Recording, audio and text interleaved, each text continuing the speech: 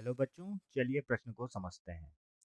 0.5 kilogram द्रव्यमान की एक गेंद 1 मीटर लंबी डोरी के सिरे से बांधकर ऊर्ध्वाधर वृत्त में घुमाई जा रही है। वृत्त के निम्नतम बिंदु पर गेंद की चाल ज्ञात कीजिए। जी बराबर 9.8 मीटर प्रति सेकंड का वर्ग। तो सर्वप्रथम हम यहाँ पर देखेंगे मुख्य अवधारणा।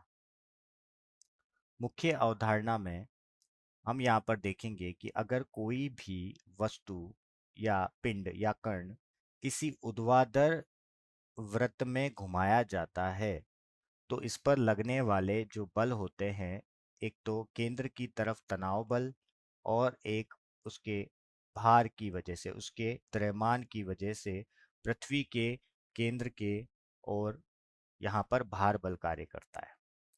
तो अगर हम यहाँ पर देखें तो अगर ये जो कोण है, अगर ये थीटा है, तो हम यहाँ पर लिख सकते हैं एम जी कोस थीटा, इधर लिख सकते हैं एम जी साइन थीटा।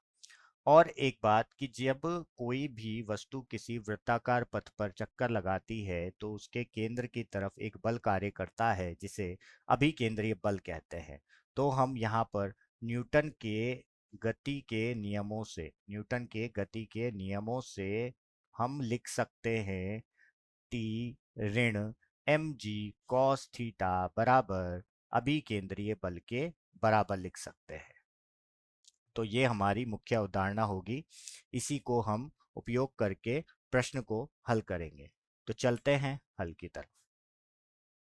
तो सर्वप्रथम हम यहाँ पर देखते हैं कि हमें दिया क्या हुआ है।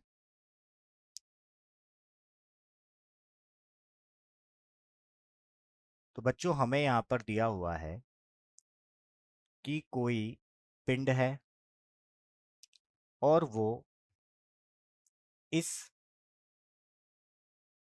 ऊर्ध्वाधर वृत्त पर चक्कर लगा रहा है। इस पिंड की इस पिंड का भार 0.5 किलोग्राम दिया हुआ है और इस पिंड को जिस डोरी से बांधा गया है उस डोरी की लंबाई 1 मीटर दी गई है।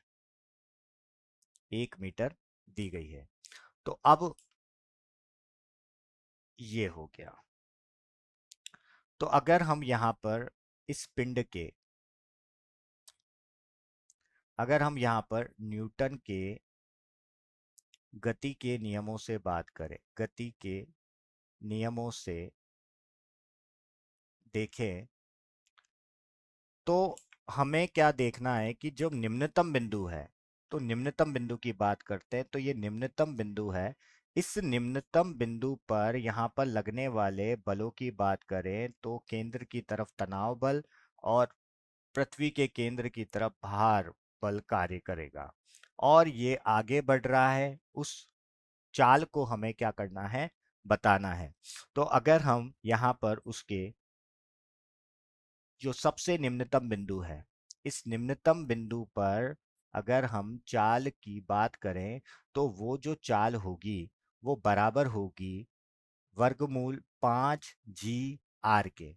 और यहाँ पर जो वस्तु को बांधने के लिए जो डोरी हमने उपयोग में ली है उसकी जो लंबाई है वो इसकी त्रिज्या के बराबर होगी। तो हम इन सब मानों को जो जो हमें दे रखे हैं, जैसे जी का मान हमें दिया हुआ है कि हमें 9.8 मीटर प्रति सेकंड स्क्वायर प्रति सेकंड वर्ग लेना है। अब हम यहाँ पर क्या करेंगे, मानों को रख देंगे। जैसे 5 जी का मान 9.8 और आर का मान डोरी के लंबाई के बराबर होगा।